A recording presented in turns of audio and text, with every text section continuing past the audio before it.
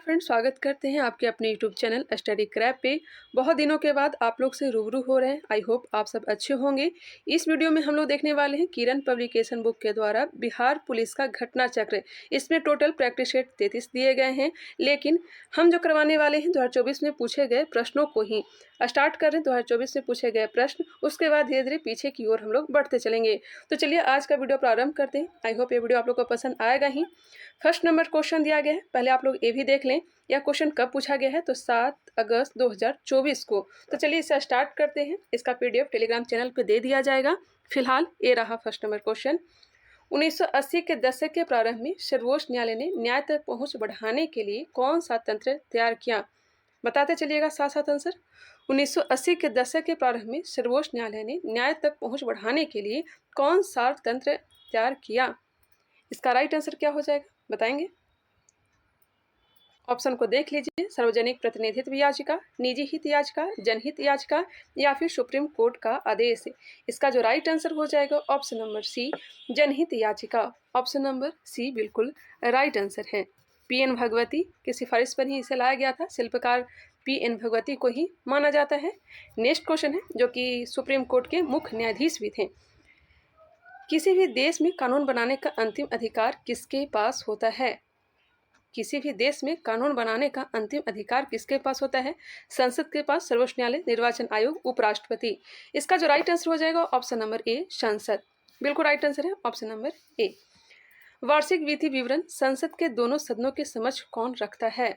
वार्षिक वित्तीय विवरण, जिसका शॉर्ट नाम है बजट, हम लोग आम भाषा में बजट बोलते हैं, जिसकी चर्चा अनुच्छेद 112 में किया गया है। हालांकि बजट का चर्चा कहीं नहीं मिलता है, वार्षिक वित्तीय विवरण का ही चर्चा मिलता है। इसका जो राइट आंसर हो जाएगा ऑप्शन नंबर डी या 4 कह सकते हैं, राष्ट्रपति। वार्षिक वित्तीय विवरण संसद के दोनों सदनों के समक्ष कौन रखता है? तो राइट आंसर हो जाएंगे राष्ट्रपति। ऑप्शन नंबर डी या फिर 4। वित्तीय वर्ष याद रखिएगा 1 अप्रैल से लेकर के 31 मार्च तक का होता है। नेक्स्ट क्वेश्चन देख लेते हैं। सर्वोच्च न्यायालय के मौलिक क्षेत्राधिकार में क्या शामिल है? सर्वोच्च न्यायालय के मौलिक क्षेत्राधिकार में क्या शामिल है? आपराधिक मामले, दीवानी मामले, संघ व राज्यों के बीच तथा राज्यों व राज्यों के बीच विवादों का निपटारा, जनहित मामलों में राष्ट्रपति को सलाह देना। इसका जो राइट आंसर हो जाएगा ऑप्शन नंबर 3, संघ व राज्यों के बीच तथा राज्यों व राज्यों के बीच विवादों का निपटारा। यह जो है मौलिक क्षेत्राधिकार में शामिल है। सर्वोच्च न्यायालय के मूल क्षेत्राधिकार की चर्चा किसमें किया गया है? अनुच्छेद 131 में। शोवा रिंगपा क्या है? बताइएगा, शोवा रिंगपा क्या है? शोवा रिंगपा क्या है? हिमालय का पारंपरिक नृत्य है, मेघालय की जनजाति है, हिमालय की पारंपरिक दवा पत्ती है या फिर अंडमान की जनजाति है? इसका राइट आंसर हो जाएगा ऑप्शन नंबर 3, हिमालय की पारंपरिक दवा पत्ती है। शोवा रिंगपा क्या है? तो हिमालय की पारंपरिक दवा पत्ती।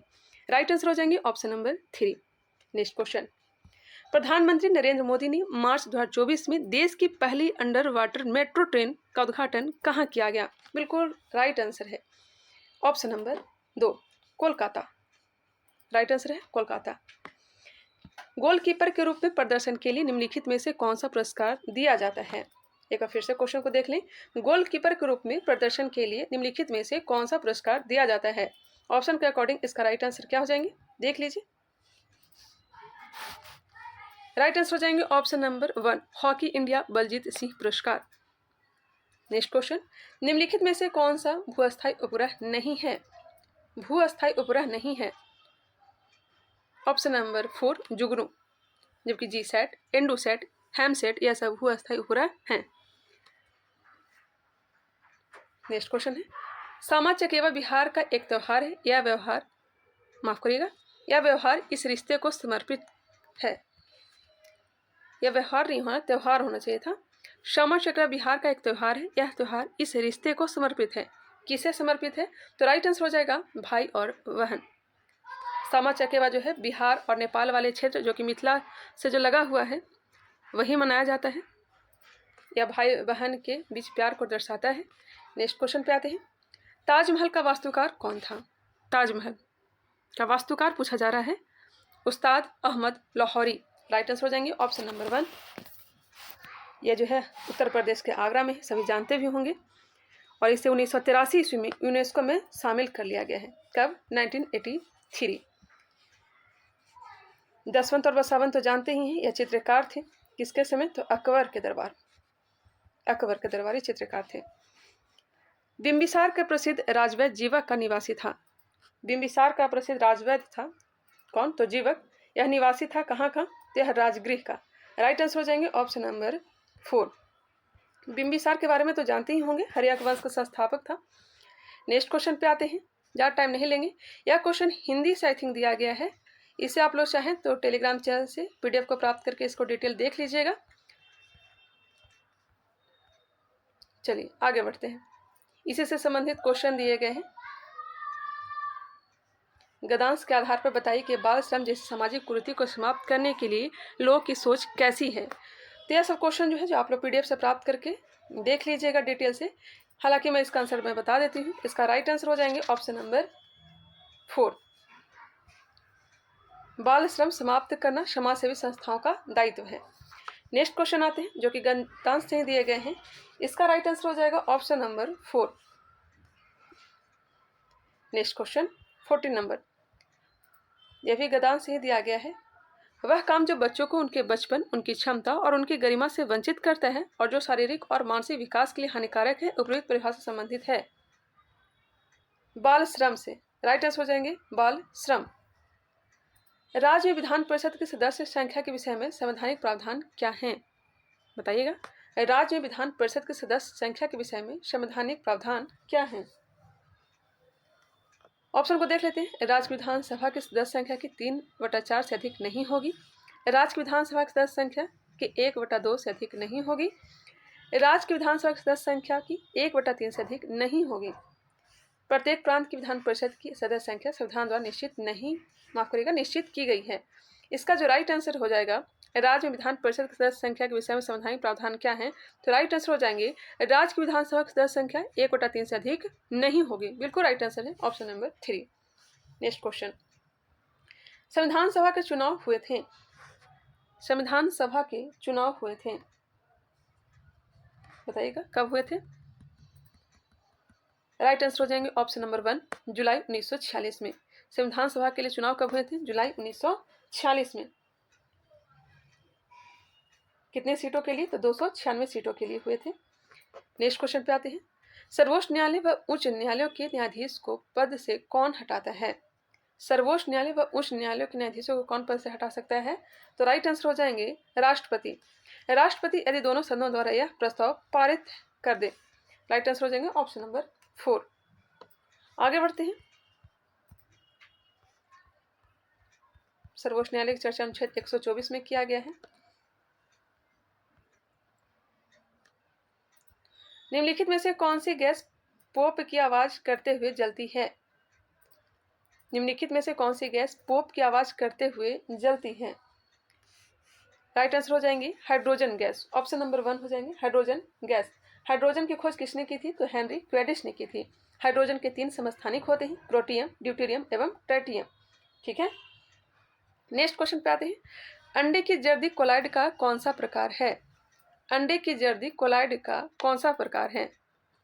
जर्दी आई थिंक पीले वाले भाग को कहते हैं, यह हो जाएगा इमल्सन। ऑप्शन नंबर 3, इमल्सन या फिर पायस कहते हैं। नेक्स्ट क्वेश्चन है, आयरन का परमाणु प्रतीक है। आसान प्रश्न, आयरन का परमाणु प्रतीक क्या है, तो कैपिटल आई जानते हैं। माफ करिएगा, आयरन का पूछा जा रहा है तो Fe हो जाएगा। कैपिटल आई जो हो जाएगा आयोडीन का होगा, आयोडीन का। Fe आयरन का हो जाएगा और आयोडीन का हो जाएगा कैपिटल आई। Al से एल्युमिनियम हो जाएंगे और IR से इरिडियम होंगे। नेक्स्ट क्वेश्चन है, जल में ऑक्सीजन परमाणु की संकरण अवस्था क्या है। जल में ऑक्सीजन परमाणु की संकरण अवस्था क्या है। Right answer option number 3, sp3।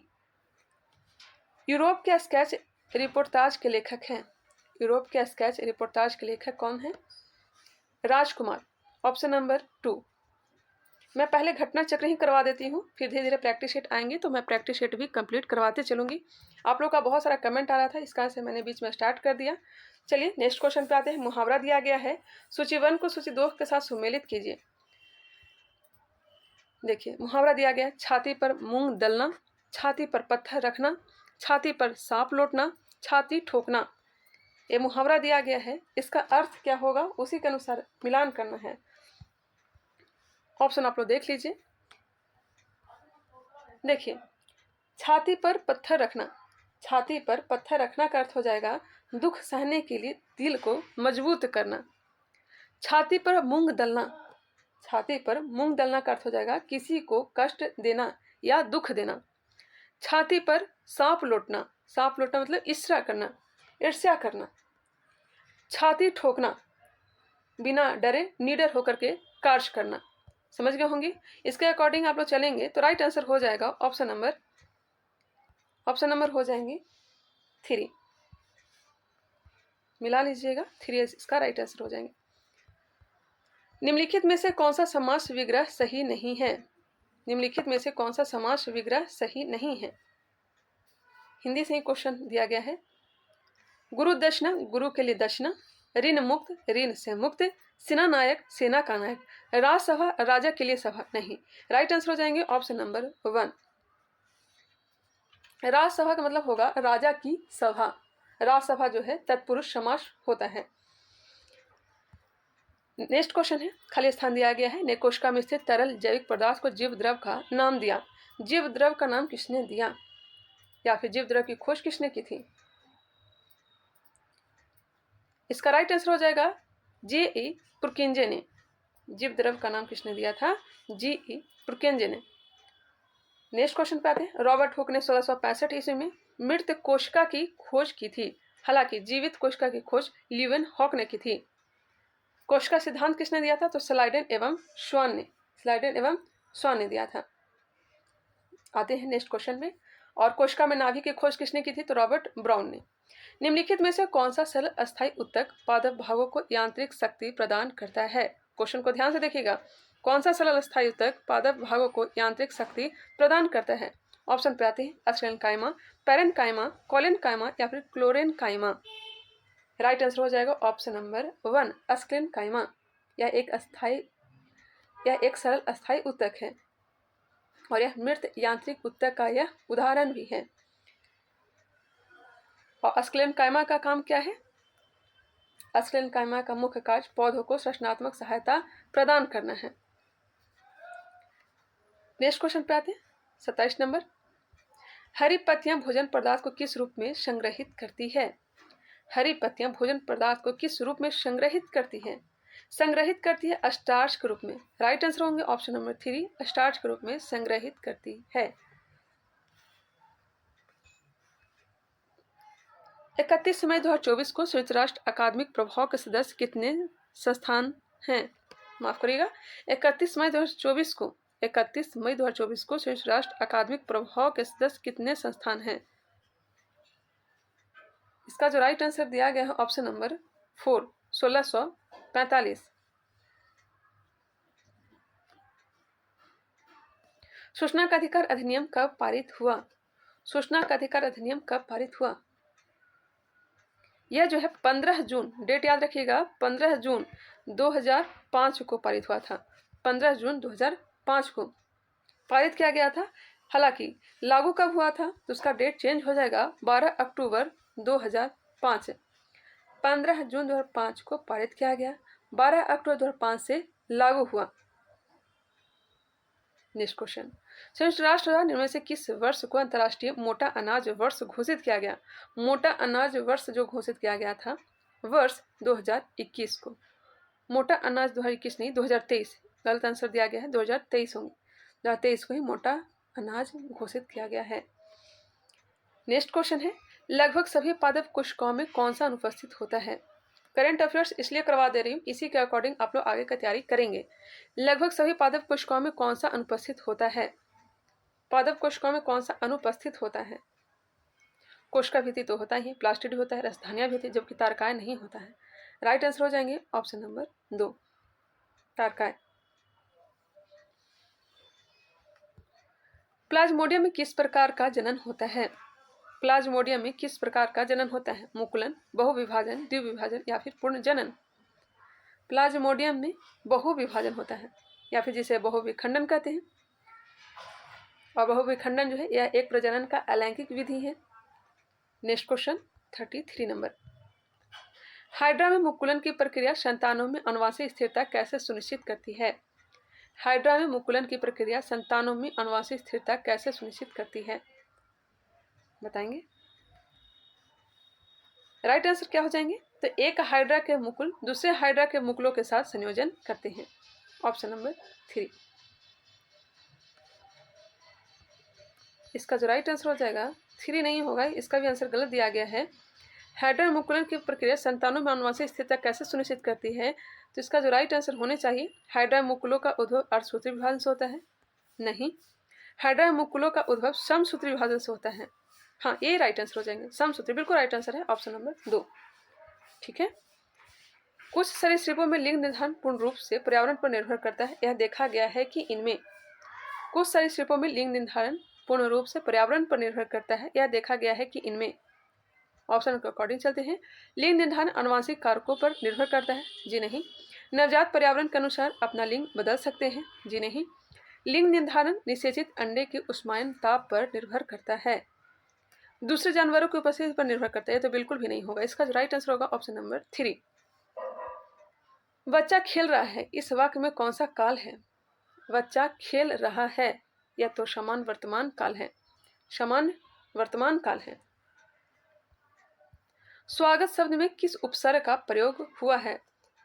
उपसर्ग प्रत्यय से क्वेश्चन पूछा ही जाता है, हर बार पूछा गया है। स्वागत शब्द में किस उपसर्ग का प्रयोग किया गया है, बताएंगे? सु जोड़ आगत। तो राइट आंसर हो जाएंगे ऑप्शन नंबर 1, शु। निम्नलिखित में से वाक्यांश एवं उसके सही एक शब्द की दृष्टि से असंगत विकल्प कौन सा है? ठीक है भाई। बिना सोचे विचारे किया गया विश्वास, बिना सोचे विचारे किया गया विश्वास अविश्वास। नेक्स्ट है, गायों का पालन करने वाला गोपाल कहलाता है। गोद लिया गया पुत्र दत्तक कहलाता है। किए गए उपकारों को मानने वाला कृतज्ञ कहलाता है। किए गए उपकारों को जो मानता है उसे कृतज्ञ कहते हैं, सही है। बिना सोचे विचारे किया गया विश्वास अविश्वास कहलाता है। इसका जो राइट आंसर होगा ऑप्शन नंबर 1,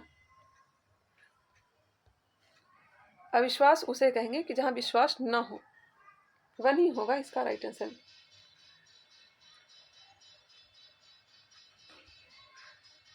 नेक्स्ट क्वेश्चन पे आते हैं, 38 नंबर। गुजरात में नवीन कौप मृदा को किस नाम से जाना जाता है? नवीन कौप मृदा को किस नाम से जाना जाता है? गुजरात में पूछा जा रहा है तो गोरडू हो जाएगा, गोरडू। गुजरात में नवीन कौप मृदा को किस नाम से जाना जाता है? तो गोरडू के नाम से जाना जाता है। राइट आंसर हो जाएंगे ऑप्शन नंबर 3।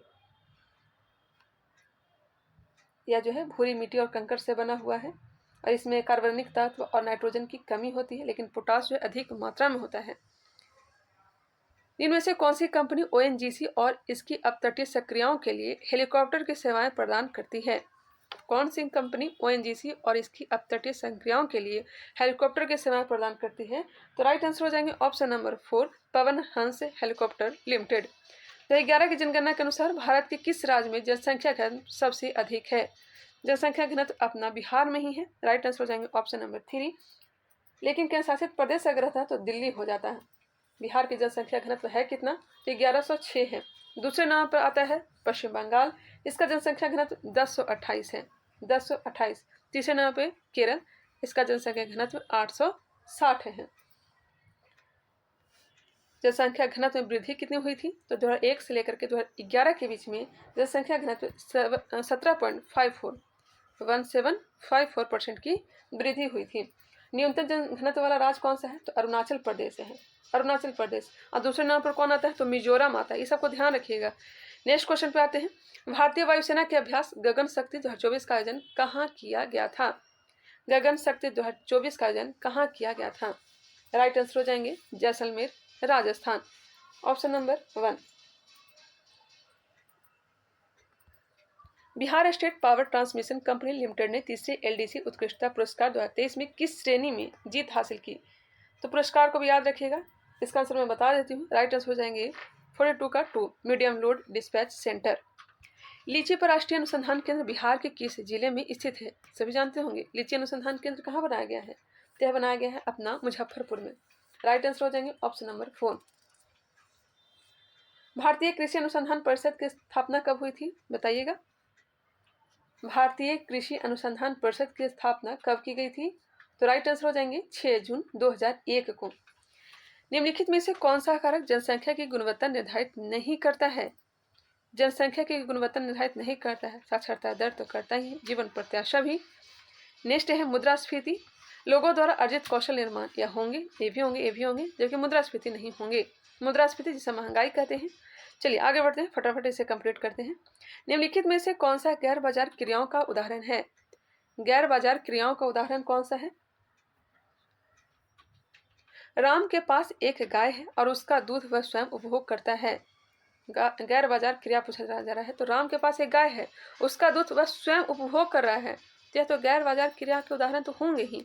इसका जो राइट आंसर हो जाएगा ऑप्शन नंबर 1 में ही मिल गए। अब आगे भी देख लेते हैं। मोहन एक कृषक है और वह फसल बेचता है, बेचने का काम कर रहा है। काजू एक दुकानदार है, वह किराने का सामान बेचता है, ये भी सही है। नेहा एक बुटीक चलाती है और ऑर्डर पर कपड़े सिलती है, यह भी क्या है? यह सब व्यापार से संबंधित आ गया, बाजार से संबंधित, जबकि 1 गैर बाजार क्रिया है। राइट आंसर बिल्कुल 1 ही होंगे। बहुराष्ट्रीय निगमों की स्थिति में कौन सा सही नहीं है? बहुराष्ट्रीय निगमों की स्थिति में कौन सा सही नहीं है? देखते हैं भाई। निर्मित उत्पादों को विश्व स्तर पर बेचा जाता है, बिल्कुल। वस्तुओं व सेवाओं का विश्व स्तर पर उत्पादन नहीं किया जाता है, यही तो गलत लग रहा है। राइट आंसर हो जाएंगे ऑप्शन नंबर 2। और भी ऑप्शन को देख लीजिए। उत्पादन को बढ़ते हुए जटिल तरीकों में संगठित किया जाता है। जी हाँ, इसका जो राइट आंसर होंगे 1 और 3 तो नहीं होंगे, 2 होंगे, यह सही नहीं है। बहुराष्ट्रीय नियमों की स्थिति में कौन सा सही नहीं है? तो 2। Honesty is an example of, fill करिए, एब्स्ट्रैक्ट नाउन है। Honesty is an example of abstract noun, abstract noun का उदाहरण है। होनेस्टी ईमानदारी, भाववाचक संज्ञा जिसे कहते हैं। Identify the adjective in the following sentence. All men must die, all होंगे। Right answer option number 3। Choose the correct word from the option which is made of using prefix a. Awake, option number 3।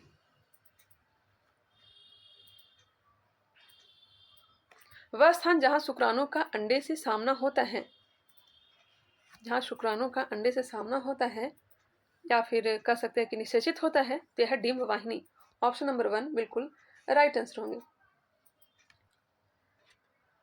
मानव शरीर का मुख्य समन्वय केंद्र है। मानव शरीर का मुख्य समन्वय केंद्र कौन सा है? फुफ्फुस, मूत्राशय, मस्तिष्क या फिर हृदय? बिल्कुल आसान प्रश्न है, यह मस्तिष्क हो जाएंगे, ऑप्शन नंबर 3। मस्तिष्क और रीढ़ की हड्डी जो है केंद्रीय तंत्रिका तंत्र का निर्माण करते हैं। वे शरीर के सभी भागों से सूचना प्राप्त करते हैं और इसे एकीकृत करते हैं। मस्तिष्क के 3 भाग होते हैं, जानते होंगे, अग्र मस्तिष्क, मध्य मस्तिष्क और पश्च मस्तिष्क। अग्र मस्तिष्क मस्तिष्क का मुख्य सोचने वाला भाग है। अग्र मस्तिष्क है जो सोच विचार करने वाला भाग है। 52 नंबर। कैल्शियम कार्बोनेट का बना हुआ कंकाल किसका गुण है? कठोर कैल्शियम कार्बोनेट का बना हुआ कंकाल किसका गुण है? राइट आंसर हो जाएगा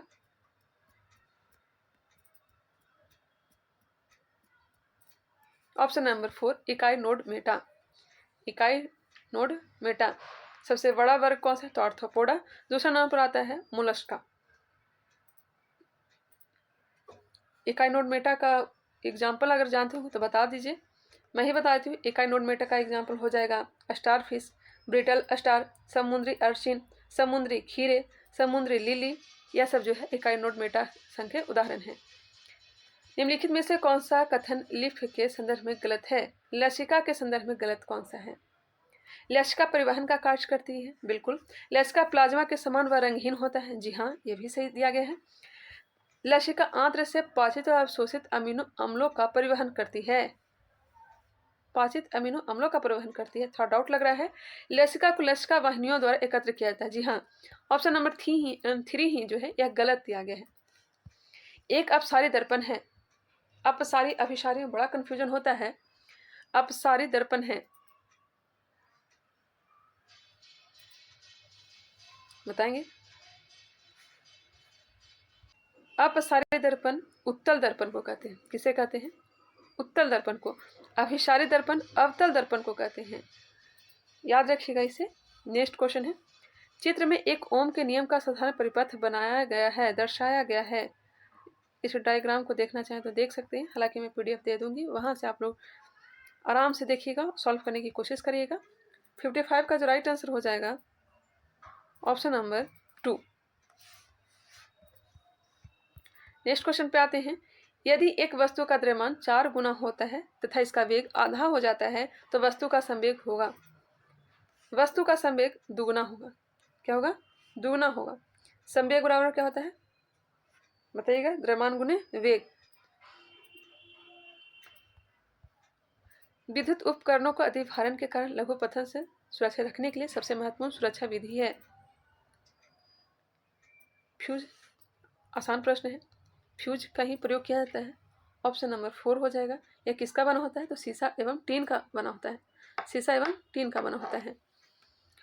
शॉर्ट सर्किट से बचाने के लिए इसका प्रयोग करते हैं। शॉर्ट सर्किट जिसे लघु पतन कहते हैं। रिक्त स्थानों की पूर्ति कीजिए। बिहार में वन्यजीव अभ्यारण्य, राष्ट्रीय पार्क, टाइगर रिजर्व हैं। अच्छा, बताना है कि बिहार में कितने टाइगर रिजर्व हैं, कितने राष्ट्रीय पार्क हैं और कितने वन्यजीव हैं। समझ गए होंगे। बिहार में 13 वन्यजीव अभ्यारण्य हैं। कितने हैं? बिहार में 13 वन्यजीव अभ्यारण्य हैं। राष्ट्रीय पार्क तो एक ही है। राष्ट्रीय पार्क कितना है? तो एक है। और टाइगर रिजर्व कौन सा है? तो एक ही है, जो कि वाल्मीकि टाइगर रिजर्व है, जो कि पश्चिम चंपारण में है। तो 13 1 1 ऑप्शन नंबर 2 हो जाएंगे। कैमूर वन्यजीव अभ्यारण्य जो है दूसरा बाघ अभ्यारण्य बन रहा है। सूची 1 को सूची 2 के साथ सुमेलित कीजिए। मिलान करने के लिए दिया गया है भावर, तराई, भांगर और खादर। बताइएगा, देख लीजिए। पुरानी जलोढ़ मिट्टी को क्या कहते हैं? पुरानी जलोढ़ मिट्टी को बांगर कहते हैं। क्या कहते हैं? बांगर कहते हैं। खादर किसे कहेंगे? खादर किसे कहेंगे? नई जलोढ़ मिट्टी को खादर कहते हैं। माफ करिएगा, पुरानी जलोढ़ मिट्टी को बांगर कहते हैं और नई जलोढ़ मिट्टी को खादर कहते हैं। ठीक है। तराई किसे कहेंगे? तराई घने जंगल और वन प्राणियों वाला क्षेत्र को क्या कहेंगे? तो तराई कहेंगे। घने जंगल और वन प्राणियों वाला क्षेत्र को तराई कहेंगे। युवा निक्षेप उसी को कहेंगे, खादर को ही युवा निक्षेप कहेंगे। छिद्रपूर्ण दिया गया है। बहुत छिद्रपूर्ण होता है या भावर होता है। क्या होता है? भावर। एक बार फिर से रिकॉल कर लेते हैं। छिद्रपूर्ण भावर होता है। युवा निक्षेप कहने का मतलब है कि नई जलोढ़ मिट्टी, जिसे हम लोग क्या कहते हैं? खादर कहते हैं। घने जंगल और वन प्राणियों वाला क्षेत्र यह कहलाता है तराई वाला क्षेत्र। और पुरानी जलोढ़ क्या कहलाता है? तो बांगर कहलाता है। आई होप क्लियर हो गए होंगे। इसका जो राइट आंसर हो जाएंगे ऑप्शन नंबर 1। हमने जो मिलाया है वो बिल्कुल राइट आंसर है। नेक्स्ट क्वेश्चन पे आते हैं। निम्नलिखित को सुमेलित कीजिए। नदी और सहायक नदी दिया गया है। गोदावरी की सहायक नदी कौन सा है? गंगा की सहायक नदी कौन सा है? यह बताना है। देखिए, यहाँ पे कोसी दिया गया है, तो कोसी जो है गंगा की सहायक नदी है। कोसी किसकी सहायक नदी है? गंगा का। वेन गंगा, पेन गंगा तो जानते ही हैं, यह गोदावरी की सहायक नदी है। यहाँ पे कोयना दिया गया है। कोयना सहायक नदी है किसका? कोयना, भीमा, यह सब है कृष्णा की सहायक नदी।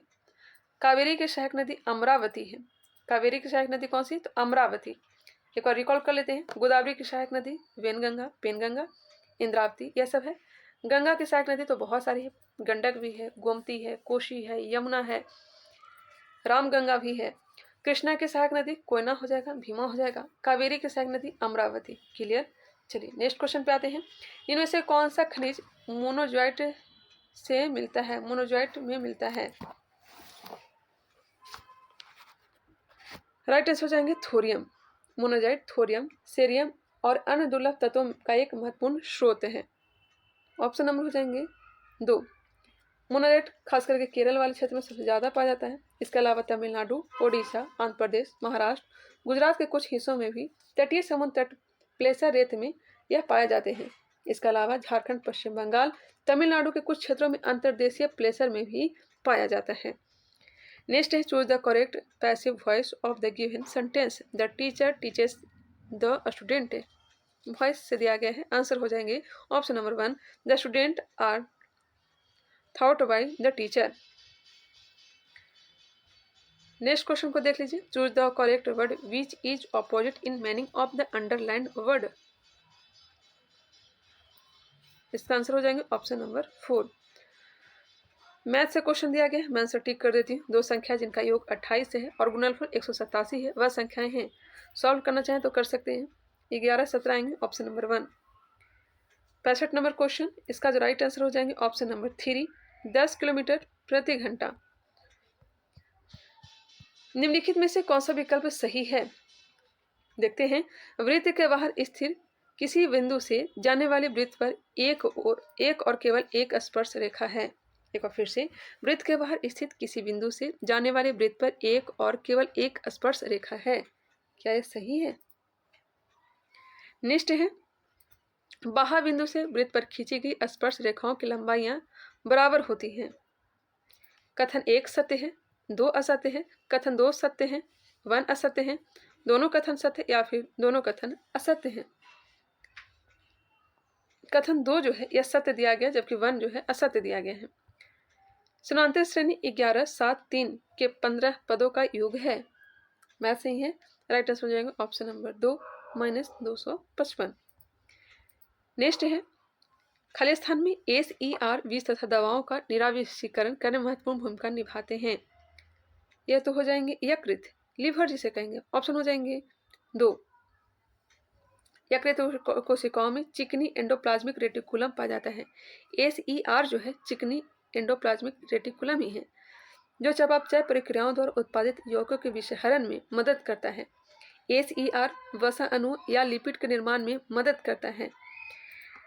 नेक्स्ट है 69 नंबर, कॉलम 1 को कॉलम 2 से मिलान कीजिए। द्रव संयोजी उत्तक, द्रव संयोजी उत्तक, द्रव संयोजी उत्तक तो रक्त हो जाएंगे। द्रव संयोजी उत्तक द्रव हो जाएंगे। उपकला उत्तक, उपकला उत्तक का उदाहरण हो जाएगा त्वचा। द्रव संयोजी उत्तक रक्त होंगे, उपकला उत्तक त्वचा हो जाएंगे। जोड़ों की सतह, जोड़ों की सतह पर उपास्थि होते हैं। क्या होते हैं? उपास्थि, बहुत छोटी सी पतली सी हड्डी होती है।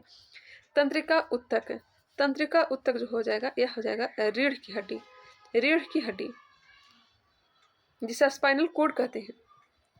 मिला लीजिएगा, आंसर इसका हो जाएगा ऑप्शन नंबर 2। ठीक है।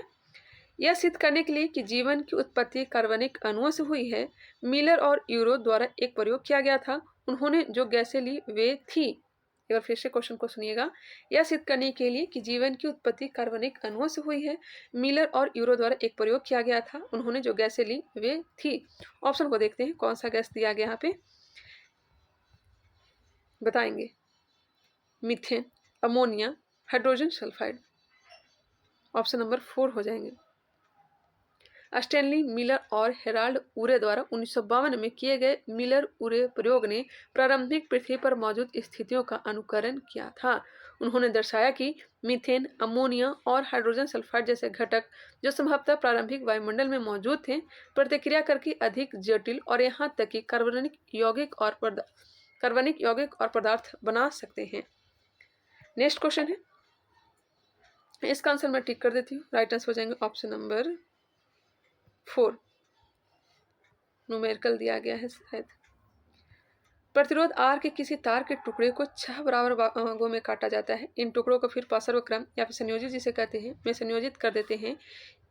पार्श्व क्रम जिसे समानांतर कहते हैं में संयोजित कर देते हैं। यदि इस संयोजन का तुल्य प्रतिरोध R है तो R/R अनुपात का मान है। सॉल्व करिएगा, इसका आंसर हो जाएगा ऑप्शन नंबर 1 36। निम्नलिखित में से किस माध्यम में ध्वनि सबसे तेज गति से चलती है? ध्वनि तो सबसे ज्यादा ठोस में। अब ऑप्शन के अकॉर्डिंग चलते हैं। वायु तो होगा नहीं, पानी भी नहीं, निर्वात भी नहीं, स्टील। ऑप्शन नंबर 4 प्रकाश निर्वात में। ऑप्शन नंबर 4 बिल्कुल राइट आंसर है। ध्वनि तरंगे वायु की तुलना में स्टील के माध्यम से 17 गुना अधिक तेजी से यात्रा करती है। ध्वनि जो है एक यांत्रिक तरंग है, यांत्रिक तरंग है। कौन सा? अनुदैर्ध्य या अनुप्रस्थ? तो अनुदैर्ध्य। ध्वनि की 4 से ज्यादा ठोस, उसके बाद द्रव, उसके बाद गैस, निर्वात में गमन नहीं करती है। कौन सी नदी दक्षिण गंगा के नाम से भी जानी जाती है? दक्षिण गंगा के नाम से गोदावरी। राइट आंसर हो जाएंगे ऑप्शन नंबर 2 दक्षिण की गंगा इसी से कहा जाता है। यह महाराष्ट्र के नासिक जिले के त्र्यंबकेश्वर की पहाड़ी त्र्यंबकेश्वर में ब्रह्मगिरी पर्वत से निकलती है। इसकी लंबाई कितनी है? तो 1465 किलोमीटर है। नेक्स्ट क्वेश्चन देख लेते हैं। निम्नलिखित को सही सुमेलित कीजिए। वन्य जीव अभ्यारण्य दिया गया है और आज दिए गए होंगे। कोयना कहाँ है? तो कोयना अगर नहीं जानते तो जान लीजिए। कोयना जो है वन्य जीव अभ्यारण्य या महाराष्ट्र में है। कोयना वन्य जीव अभ्यारण्य कहाँ है? तो महाराष्ट्र में। इतुरंगरम यह कहाँ है? तो हो जाएगा तेलंगाना में। कहाँ है? इतुरंगरम तेलंगाना। सर इसका यह तो जानते होंगे, ये अपना राजस्थान में है। राजस्थान। चंद्रप्रभा यह हो जाएगा उत्तर प्रदेश में।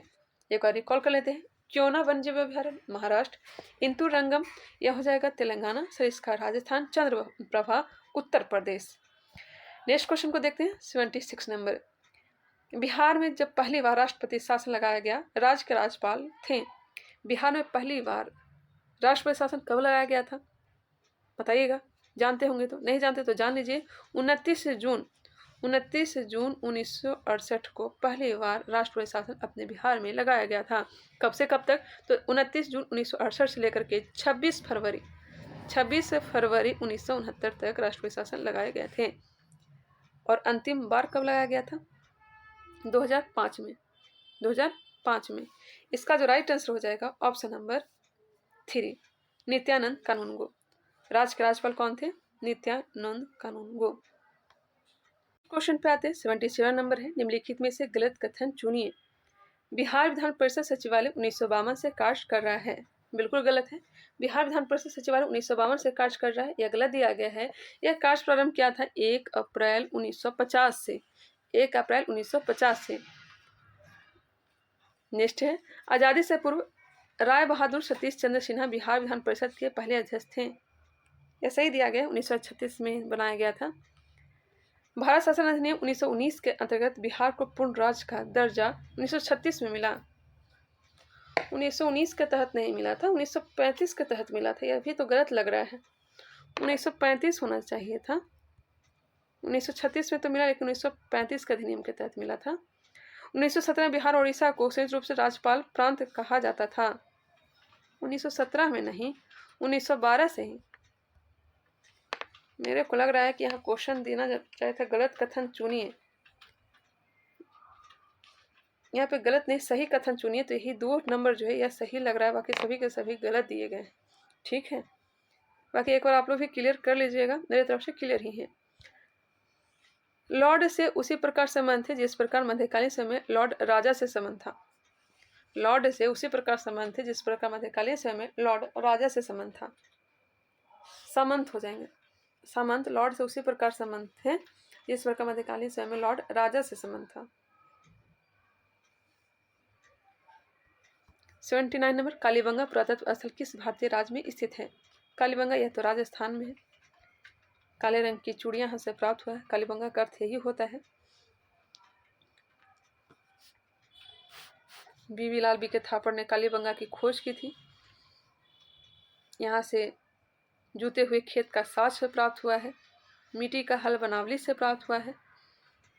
शेख निजामुद्दीन औलिया की दरगाह कहाँ स्थित है? शेख निजामुद्दीन औलिया का दरगाह तो अपना कहाँ है? जौनपुर, फिरोजपुर, मेरठ या फिर ग्यासपुर। यह जो है दिल्ली में है। दिल्ली के ग्यासपुर में। ऑप्शन नंबर 3 हो जाएंगे। यमुना नदी के किनारे अवस्थित है। खानकाह किसे कहते हैं? तो पूजा स्थल को खानकाह कहा जाता है। इसरो का मानव अंतरिक्ष उड़ान केंद्र किस शहर में स्थित है? मानव अंतरिक्ष उड़ान केंद्र यह कहाँ है? बेंगलुरु में। कहाँ है? बेंगलुरु में। निम्नलिखित में से कौन सा मिश्रण है? सोना, वायु, हीरा, जल। निम्नलिखित में से कौन सा मिश्रण है? बताइएगा। मिश्रण तो वायु भी है, हीरा भी है। वायु गैस में गैस का मिश्रण है। हीरा भी मिश्रण है। सोना मिश्रण नहीं है। शुद्ध जल भी मिश्रण। शुद्ध जल तो यौगिक होता है। वायु हो सकता है, हीरा भी हो सकता है। सोना हीरा, हीरा तो मिश्रण नहीं होगा, सोना भी नहीं होगा, वायु मिश्रण हो सकता है। राइट आंसर हो जाएगा ऑप्शन नंबर 2। ऑप्शन नंबर 2 बिल्कुल राइट आंसर है। सोना हीरा चांदी ये सब तो मिश्रण का उदाहरण नहीं है, जल तो यौगिक हो जाएंगे। ऑप्शन नंबर 2 बिल्कुल राइट आंसर है। निम्नलिखित में से कौन सा धातु की अभिक्रियाशीलता के घटते क्रम का सही निरूपण है? अभिक्रियाशीलता के घटते क्रम को बताना है। इसका राइट आंसर हो जाएगा ऑप्शन नंबर 1। ऑप्शन नंबर 1 बिल्कुल राइट आंसर है।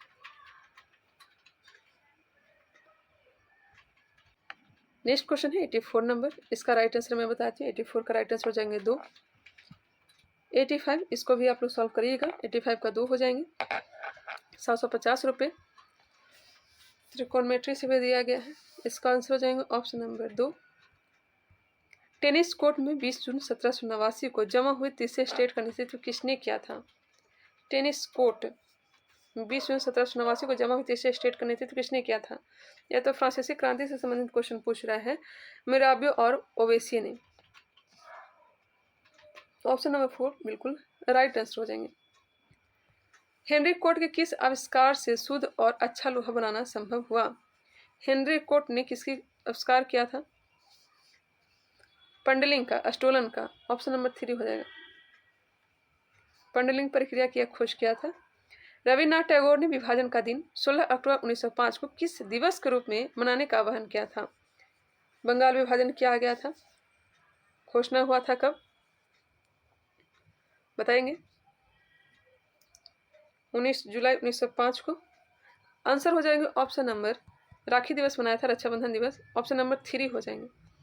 ऑप्शन नंबर 3 बिल्कुल राइट आंसर हो जाएंगे। 19 जुलाई 1905 को घोषणा किया गया था, लागू कर दिया गया था 16 अक्टूबर 1905 को।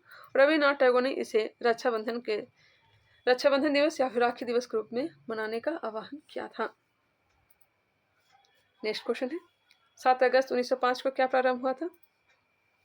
बताएंगे आप लोग कमेंट करके। किस वर्ष में बिहार को राज्य का दर्जा मिला और पटना राजधानी बनी? बिहार को राज्य का दर्जा मिला और पटना राजधानी बनी 1936। Option number 3। 22 मार्च 1912 को बिहार और उड़ीसा दोनों को बिहार और उड़ीसा प्रांत के रूप में बंगाल से पृथक कर दिया गया था। 1 अप्रैल 1936 को बिहार से उड़ीसा अलग हो गया। नेक्स्ट क्वेश्चन पे आते हैं। जल के अणु में बंध की प्रकृति है। जल के अणु में बंध की प्रकृति कैसी है? सहसंयोजी। C6H14 के लिए संरचनात्मक समअवयवों की संख्या क्या होगी? C6H14 के संरचनात्मक समअवयवों की संख्या कितनी होगी? तो 5 होगी। अल्फा कण है, अल्फा कण है, अल्फा कण द्विआवेशित हीलियम आयन। वह फील्ड जो तालिका में रिकॉर्ड्स को विशिष्ट रूप से पहचानती है उसे कहा जाता है। अब ज्यादा क्वेश्चन नहीं है, इसका राइट आंसर हो जाएगा प्राइमरी। कंप्यूटर में इनपुट, प्रोसेसिंग व आउटपुट डिवाइसों को जोड़ने का कार्य कौन करता है? थोड़ा क्वेश्चन हार्ड लग रहा होगा। राइट आंसर हो जाएंगे मदरबोर्ड। निम्नलिखित में से कौन सा एक भारत में वनों का प्रशासनिक वर्ग नहीं है? वनों का प्रशासनिक वर्ग नहीं है। राजवन, संरक्षित वन होते हैं, आरक्षित वन, अवरक्षित वन, जबकि राजवन नहीं होते हैं। आरक्षित वन इस प्रकार के वन सीधे सरकार के नियंत्रण में होते हैं। यहाँ लकड़ी काटने, लकड़ी इकट्ठा करने या पशुओं को चराने पर प्रतिबंध होता है। वही संरक्षित वन की बात की जाए, इन वनों की देखभाल प्रशासन द्वारा की जाती है। स्थानीय लोगों को पेड़ों को कोई नुकसान पहुंचाए बिना लकड़ी इकट्ठा करने और अपने जानवरों को चराने की अनुमति होती है। संरक्षित वन की बात करें। अवर्गीकृत वन किसे कहेंगे? इन वनों को अभी भी वर्गीकृत नहीं किया गया है। पेड़ों की कटाई या जानवरों के चरने पर कोई प्रतिबंध नहीं है। भारतीय नौसेना एवं IAF में अप्रैल 2024 को शामिल मिसाइल का नाम क्या है? यह है रैम्पेज। क्या है? रैम्पेज, जो कि रैम्पेज जो है लंबी दूरी की सुपरसोनिक वायु से स्थल पर मार करने वाली मिसाइल है। 98 number. The conspiracy to oust me from the presidency नामक पुस्तक लेखक कौन है? The conspiracy to out me from the presidency नामक पुस्तक लेखक कौन है? आंसर हो जाएगा option number 4, Gotabaya Rajapaksa. France के सर्वोच्च नागरिक सम्मान से वर्ष 2024 में किसे सम्मानित किया गया है? फ्रांस का सर्वोच्च नागरिक सम्मान से वर्ष 2024 में किसे सम्मानित किया गया है? तो राइट आंसर हो जाएगा ऑप्शन नंबर 1 शशि थरूर को, जो कि कांग्रेस नेता है। निम्नलिखित में से कौन सी मिसाइल एंटी टैंक मिसाइल है? कौन सी मिसाइल एंटी टैंक मिसाइल है? तो हो जाएगा नाग, ऑप्शन नंबर 4। तो यह रहा शॉर्ट क्वेश्चन। इसका पीडीएफ टेलीग्राम चैनल पे दे दिया जाएगा। थोड़ा सा क्वेश्चन का लेवल हार्ड लगा होगा, बट कोई नहीं, आप लोग इसी तरह से आगे की तैयारी करते रहेंगे। बाकी और भी जो प्रैक्टिस शीट आएंगे वो भी मैं आप लोग को करवाते चलूँगी। कमेंट करके बताइएगा वीडियो कैसा लगा, कुछ सुधार करने की ज़रूरत है तो वो भी करेंगे। बाकी काफ़ी दिन के बाद हमने वीडियो बनाया तो कुछ त्रुटि भी हो सकती हैं। मिलते हैं नेक्स्ट वीडियो में, तब तक के लिए धन्यवाद। बाकी चैनल को सब्सक्राइब नहीं किए तो सब्सक्राइब कर लीजिए, बेल आइकन को क्लिक कर लीजिए। अगर इसे शेयर करना चाहें तो शेयर भी अपने ग्रुप में कर सकते हैं। आज के लिए इतना ही, मिलते हैं नेक्स्ट वीडियो में।